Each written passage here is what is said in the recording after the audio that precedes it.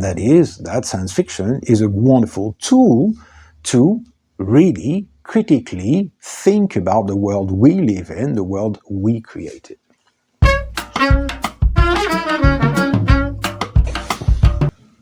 Hello everyone, welcome to the channel. Today, an outlier, a book that is really not like any other book. It may belong to a sort of tradition, but not really. It may look like it is something, but it's not really that. That book is by Jeff Noon, a British writer, and the book is called Verd, and it's from 1993. Now, I fully acknowledge the fact that it might be pronounced differently, Verd, Verd, I don't know, I'll stick to Verd for this video. Now, Jeff Noon is a very interesting figure in literature in general and in this halfway world between mainstream and not mainstream. He loves to play with genres. He started writing about 35 years ago, and he made his name with Verd, this first novel in 1993, which is part of a sort of 4-book series, and it's not a series, you don't have to read them in a series or anything, but they kind of belong to the same kind of world. Verd is 93, Pollen is 95, Automated Alice, a riff on Alice in Wonderland, is from 96, and Information is from 97. And in Information, he starts experimenting with form a lot more, even more than before. There were 3 novels from 2010 and 2020, and really he's made a big comeback because he was kind of absent for many years. He made a big comeback with a new sort of genre, which is his own take on the detective sort of story. It's not really a detective story, but kind of is. Set in very, very weird settings and worlds. One of them, the first one was A Man of Shadows from 2017, The Body Library 2018, and there are 2 more since. Personally, among my favorites of Jeff Noon's works are still Pixel Juice from 98, a collection of short stories, terrific collection, very, very original. And Needle in the Groove from 2000, where the narrator is a young bass player, and where the typography of the text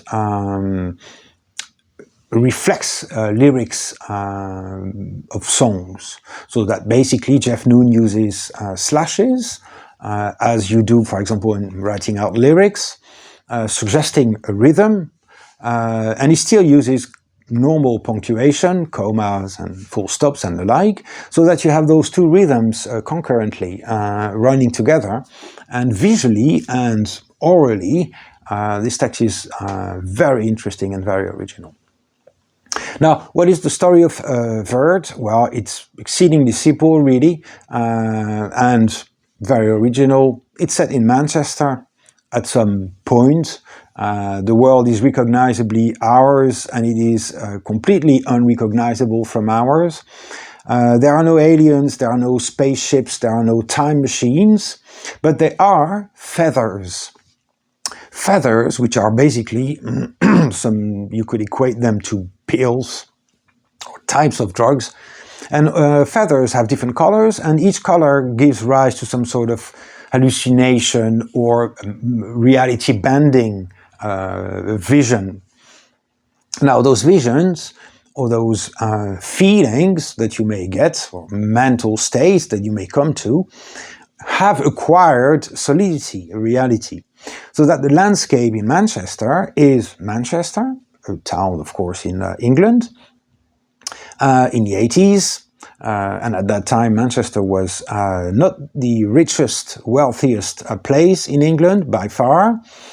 So, you know, a mixture of, let's say, old-looking Manchester, still suffering from the downturn, of course, in employment and wealth in that region of England, and at the same time, the new reality given to the streets themselves by the use of feathers. And you've got one main guy called Scribble, and well, he's out with his sister. His sister disappears, and so the book is about him. It's a quest-like book. Him roaming the streets of Manchester, the clubs of Manchester, trying to find his sister. And that is more or less what the book is about. Now, would you read that book for the plot or for the resolution of the plot? No, because it is not a plot-based book. The plot is just a vehicle, basically. And a vehicle for what? A vehicle for creating that hallucinatory world, mixing the reality of stones and pavements and chairs and cars and the hyper, although it's not hyper reality, but further reality induced by different drugs, basically. That's how you can metaphorically read the book, obviously. Each feather, each color give basically you the effects that different types of chemical drugs can give you. We're not talking necessarily about recreational drugs like weed or cocaine. We're also talking about, of course, chemical drugs to regulate moods. And as you understand, if you regulate moods and you regulate, let's say, cognition in general, then you also regulate the perception of the world that you have access to. In other words, you regulate your understanding and vision of what is around you. So the first question is that science fiction? So, Vert was nominated and won a science fiction prize when it came out, and it catapulted Jeff Noon in the world of science fiction writers.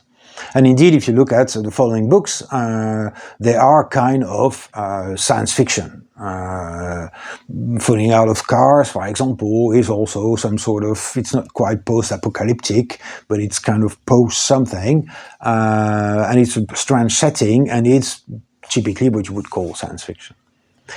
Well, I think the question means really what is science fiction when it comes to that. Yeah? If you think about what you understand by science fiction, it might be that you think about lasers, you think about spaceships, you think about aliens, time travel, intergalactic travel. But there's none of that in Vert, just like in reality, there's none of that in many books of science fiction. Science fiction doesn't have to contain those elements. Now, I will answer the question, what is science fiction, a little bit later in this video. But here, what we are interested in saying is that basically it's not speculative fiction. It's not really a what-if type of fiction, which is really the underlying idea of science fiction. It is much more a rendition of a transformed world, so that you postulate a new reality.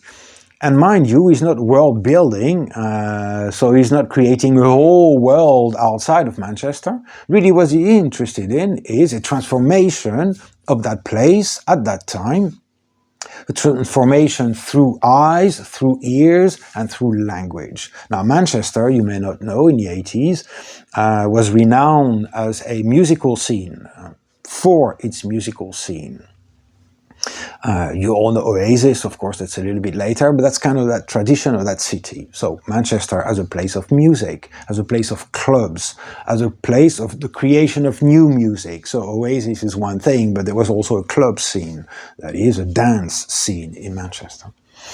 And that is really what Vert is trying to convey to us. It is the blossoming of a multifaceted scene, where people go through, sometimes on drugs, sometimes not, and all perceiving different things and all having to deal with, basically, the weird, the unreal, and their reality changing around them.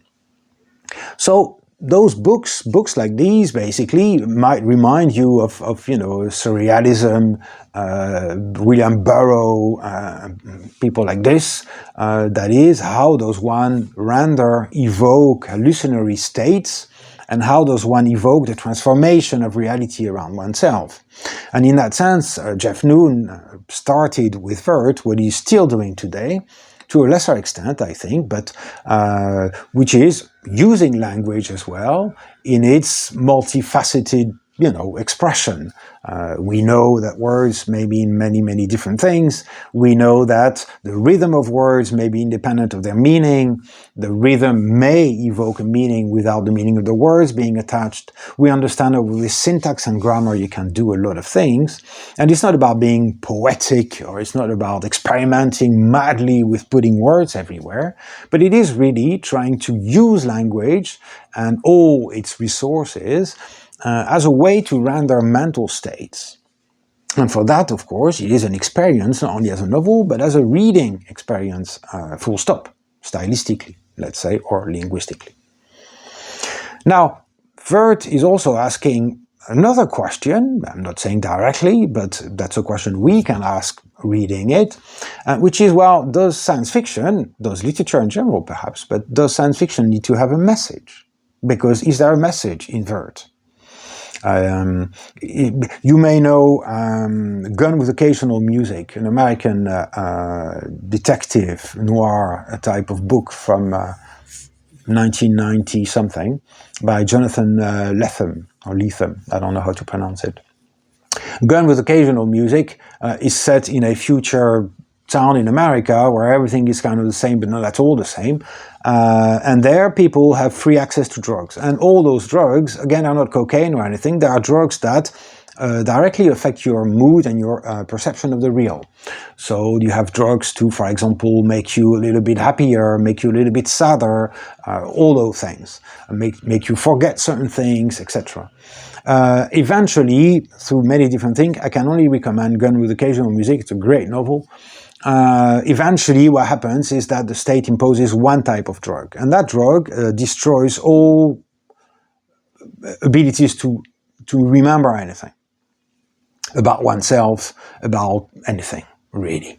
And it's very clear in that book, I think, in Gun with Occasional Music, that drugs are, metaphorically, obviously, the chemicals that people take in great quantities to regulate their own moods, which again is regulating their own perception of reality. And that you could argue that Lethem in that book makes it clear that this is not a good idea, that eventually it could lead to a complete dissociation of man, woman, and themselves, and a fragmentation of society to such an extent that society, in fact, ends up not existing. Okay, that's message-based in some ways. Vert is not like that. There is no really a message. Again, it's an exploration. It's a reveling in a place and transforming it. And by transforming it, you create new sensations, you create new visions, you imbue characters with different states of mind, and that in itself is the bulk of the novel. And no science fiction, and certainly not literature, do not need to have a message. Science fiction can be used, of course, to create a world and see what happens in it. Now, I understand that most of science fiction, and certainly science fiction in the cinema or on the screen, is plot-driven. And so you build a world or society or whatever, a future. And within that new world, there's got to be some sort of mystery or plot-driven sequence of events. But really, what Jeff Noon is doing with Vert here, to me, is reminiscent of what somebody like Lavi Tidar, the Israeli writer, did with A Central Station. Wonderful book, where very little happens, because the point is not to sort of postulate a future world and have some sort of chase or pursuit or quest in it. It's just exploring what the everyday life of people would be in such a society later on in the future. A wonderful book, Central Station. Christopher Priest, of course, who died recently, a great exponent of this. His series set in this island world, for example, is really not very much plot-driven at all. There is a plot, of course, but it's very thin, because what matters to him is exploring those islands, their inhabitants, their culture, and just giving rise to questions and observations. So, in fact, even though it is a minority, in terms of science fiction production, it is possible to create worlds within which you are mostly interested in character development, exploration of that world, and a lot less in plot-driven writing.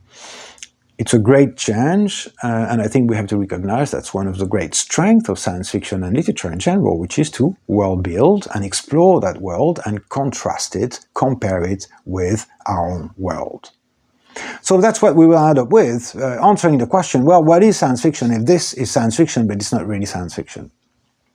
Well, it is science fiction if we take the very famous Darko Suvin's definition of science fiction. The definition of science fiction and the difference between science fiction and fantasy is a debate that has been going on since at least the 1940s, I would say, or 30s perhaps even.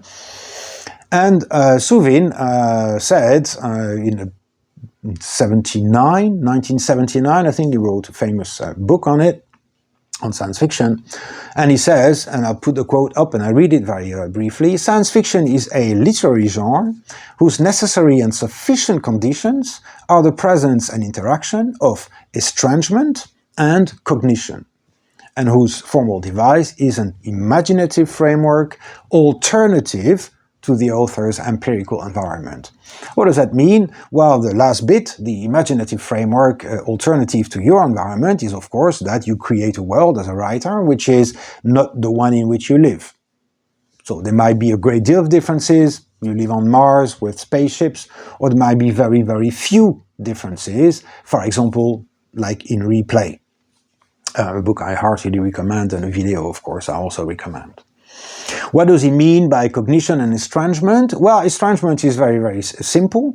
Estrangement is that this alternative world that you've created, this slightly different or very different world you have created as a writer, is a way for you to point out the differences, as it were, between this new world and your own world. And it means that you refuse, basically, to take your own world for granted.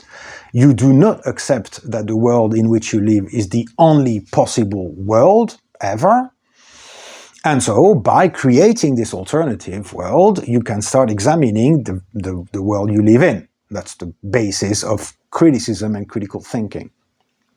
Cognition, of course, refers to the fact that writers, science fiction writers, should be able to account rationally, to account logically for the world they create and the things they create and they see happen in the world they created. And by attending to those details and that logic, they can start, and you as a reader, and that's the point, of course, you can start drawing comparisons and contrasts between that world and your world. And because you don't take your own world for granted, because you don't say that's the only way to live, that's the only way to be, then you can start analyzing, thinking critically about your own world, and the fact that no, it is not naturally so, we made it so over maybe centuries, millennia, or just years, but we made it so. And that is the role of science fiction, according to Suvin, and certainly according to me as well. I'm nobody, of course. And that is that science fiction is a wonderful tool to really critically think about the world we live in, the world we created. So that is science fiction, and in that sense, of course, Jeff Noon belongs completely in a world of science fiction, even when he writes detective stories.